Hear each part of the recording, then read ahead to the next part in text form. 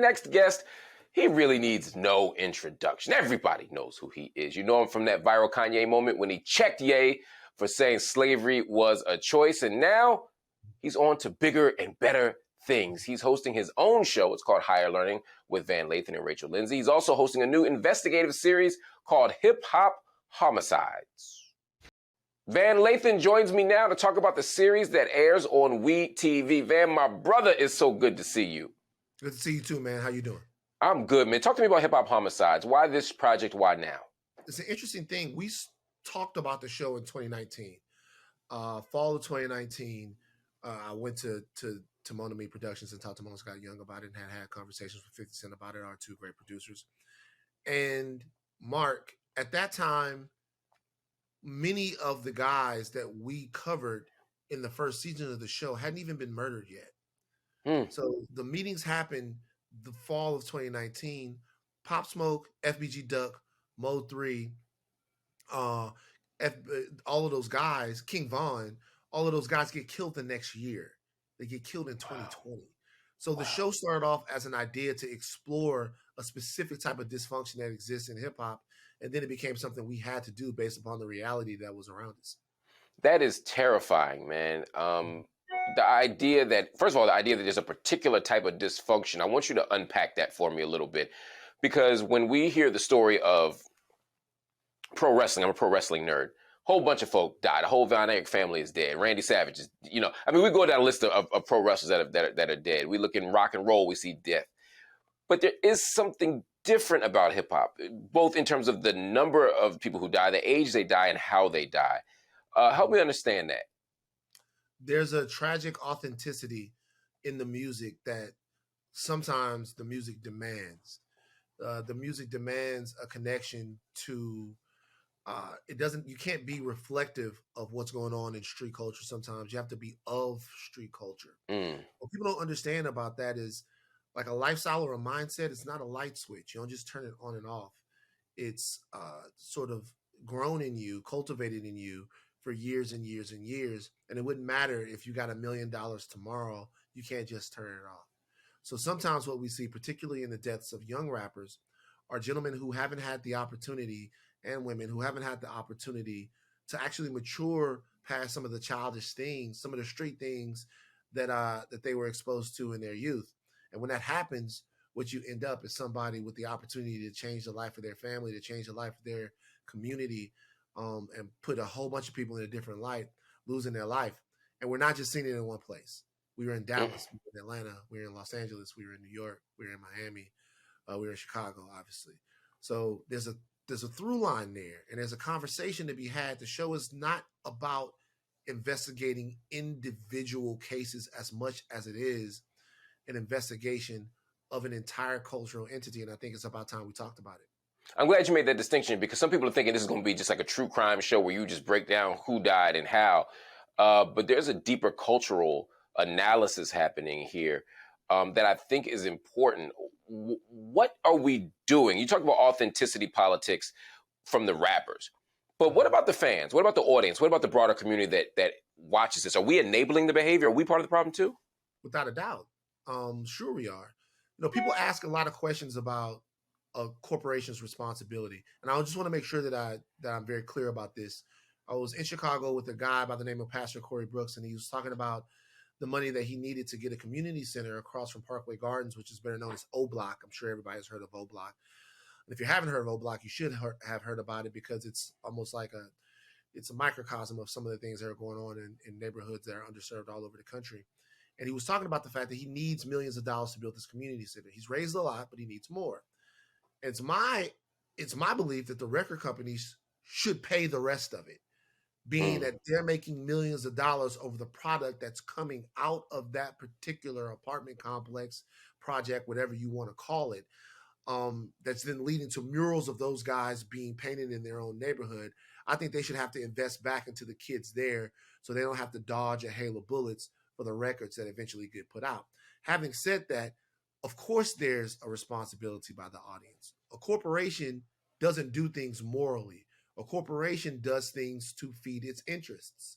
A lot of people said that, all of these different concert venues and record companies took what the baby said about the LGBT community differently than how they treat violence that's in some of this music.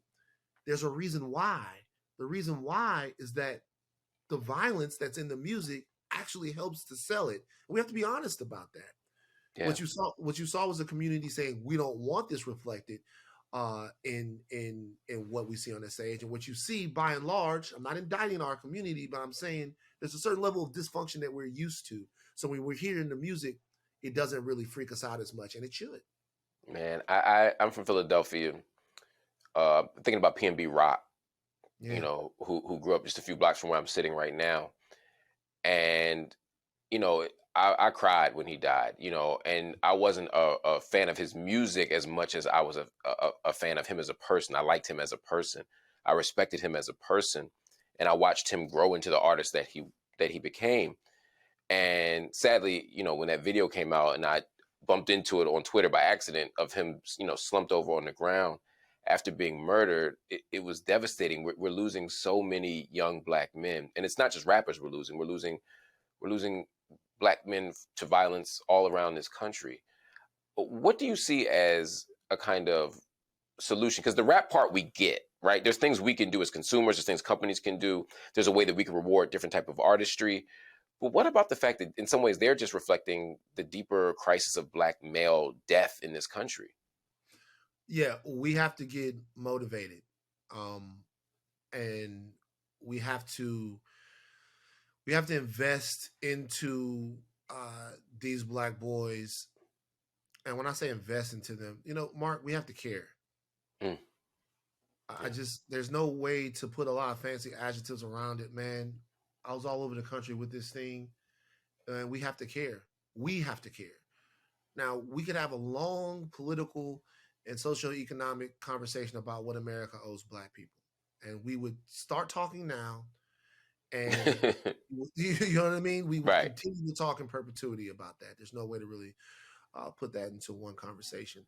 But when I think about guys like Pastor Corey Brooks, when I think about guys like Jason Wilson, the kid of Adullam, and out there in DC, when I think about Detroit, should I say, when I think about guys even like LeBron James and the I Promise School, whatever people are saying, people make fun of Dr. Umar. People say what they want to say about Dr. Umar. Dr. Umar's building the school where he wants to interrupt the prison to the school to prison pipeline. Like, we have to care, because it's a part of our community it's a part of the health of our community to raise young men that don't just feel empowered, don't just feel masculine, but feel safe, Mark. Yeah. Safe. Like, freedom in America is basically safety. It's economic safety. It's environmental safety. It's spiritual and physical safety.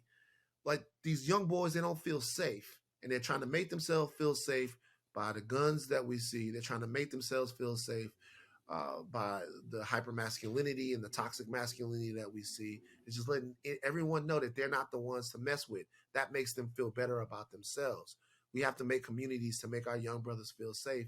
And it's a full-time job, but it's one that we all have to be invested into, because like you said, there's a generation of hurting young black men out there, and people are using it for entertainment. Yeah, people absolutely are. And I'm glad that you're making entertainment, but you're using the entertainment to interrupt the narrative, to put a spotlight on the violence, but also to tell the stories of these young men and I'm sure at some point women who are leaving us so early. Because a lot of times we know their artistry, we know their professional identity, but we don't know their humanity. And I think you uncover that. Van, do me a favor, hang out for a minute. I want to take a break and come back because I got a whole bunch of other stuff I want to ask you about. Everybody, we have Van Lathan here on the show. We're going to take a quick break. And on the other side, I am going to talk more with the man behind this amazing docuseries and the man who's one of the brightest cultural voices in our nation. Stay right here. You're watching The Grill with Marc Lamont Hill.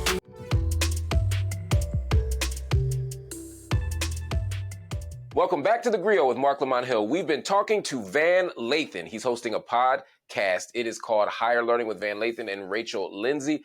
He's also hosting a new investigative series called Hop Homicides. Van, a lot of people will know you, obviously, from that moment on that outlet that shall not be named, where you were breaking some stuff down to Kanye West. Yeah. Did you expect that moment to be as significant a cultural moment, an internet moment as it was? Nah, not at all. It was super organic. You know, I didn't know he was going to be there until about, I'd say, 10 minutes before he showed up. Mm. And when he showed up, he was so much different than what I expected him to be. I don't know what I expected, because at that time he had been, this is after he talked about his love for President Trump. He was on stage at the concert. It's after a couple of other things. So I was good and disappointed, but Right. it, I didn't expect him to do sort of what he did in the office. So I didn't know what was going to happen. But very quickly did I realize what the moment was going to mean to a lot of people, including myself.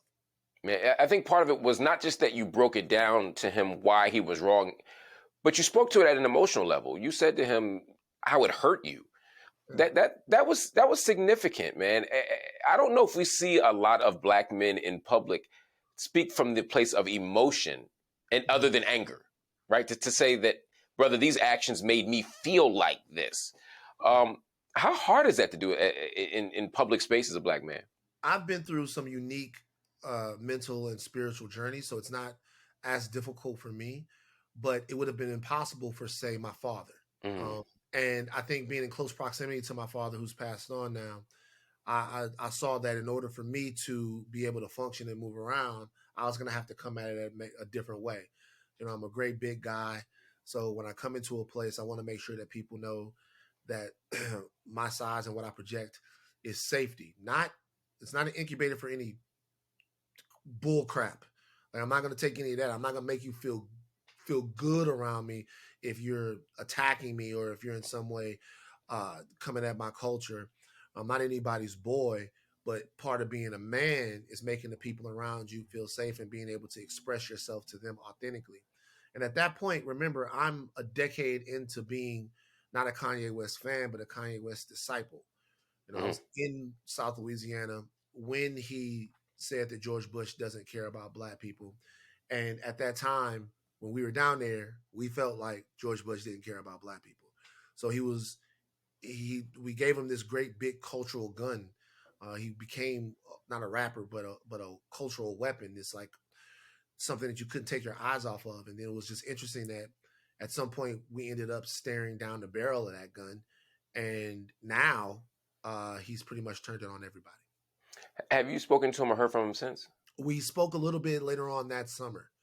I sent him an email to reach out and see how things were going, and we talked, and it ended up kicking into high gear. Before I know it, I'm on email chains with Jack Dorsey and all these other people, and we're talking about all these things we're going to do and we're going to happen. We're going to make this big, huge reparations push, and we're going to build stuff here. And Van, what do you think about this? And Van, what do you think about that? And then one day I hit him on the email, and it didn't exist anymore.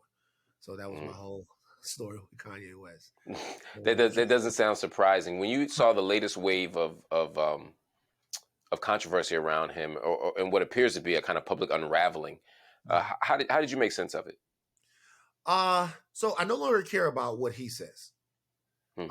I no longer care about what he says or does. I, I hope that there are people in his life that still care about how he's doing and not just what he's doing, because those two things are very different. It's an important distinction. But I do care about the fact that there's a troubling trend of people who are open to some of the ideas that he's positing. There are people who are looking to relitigate things like Adolf Hitler. There are people who want to recontextualize our relationship with Rosa Parks, which was his latest thing that he got off. And I I didn't even think, hear that one. There was a Rosa Parks thing? yeah, he said Rosa Parks was a plant. He said that Rosa Parks was a plant. And what Kanye West doesn't understand, and what a lot of people might understand, because people are going to go back and do their research now, and they're going to say, oh, yeah, well, this was intentionally done. See, Right. intention is the most important thing there, right? Right. It was Rosa Parks and Dr. King and Abernathy's and all of these people's intention to change the station of black people in Montgomery and all over the place. So they went about things intentionally. Right. They had a strategy. They had a strategy, precisely. That's very different than going around saying a whole bunch of nonsense everywhere you're going for absolutely zero reason with zero plan. And to impugn people like that, to me, is the worst cultural crime that one can commit. That's why me and him got into it in the first place. Leave my ancestors out of all of this stuff. And so I don't know. Man, some of this seems like, though, some of this feels like, with Kanye in particular, and I'm going to move beyond Kanye, but with Kanye, it seems like a lot of it is a lack of knowledge. Like, it feels like people just drop little bits of information and he parrots it without doing any kind of investigation or reading. And that's one thing for him. But when I look at the broader landscape of our culture, particularly on social media, I'm hearing so much of this. I spent so much time on Twitter last week trying to remind black people, particularly a lot of black men, that Hitler didn't like black people. You know what I mean? It's like I'm reminding them of things that they shouldn't need to be reminded of. It's like there's almost like this culture of saying, I want to be oppositional. I want to be contrarian, even if it means I'm going to say something ridiculous. And it's almost like the contrarianism is passing as intellect. Okay, so we don't want to be told what to do. So the one constant with black people, particularly black men, is being put in a place where they're told what to do. Like, you're told what to do right here. There are two things that are happening. We're sick of being told what to do, and we're sick of being told who we are. So now, because we realize that the wrong people have been telling us what to do, and the wrong people have been telling us who we are, any information that comes from any type of source that's not somebody that shoots a ball or lays something up, we're going to say they're talking the stuff that the other people don't want them to say. And so if everybody says Hitler's bad, that must mean Hitler is good. You know what I mean? Right. If everybody says that we're this group of people, that means that must be not true. And there's a truth that's being hidden from us and things that we shouldn't say that certain people are willing to say. Sometimes it's just nonsense. All of the reading on Adolf Hitler is there. I challenge and implore you to go get educated on it. We shouldn't even have to waste our breath on this, man. This one's done. The case is closed. Guy killed 12 million people. What else do you want? Actually killed way more than that. 3.5% of the world's population died in World War II. That's his fault. So it's, I don't know, man.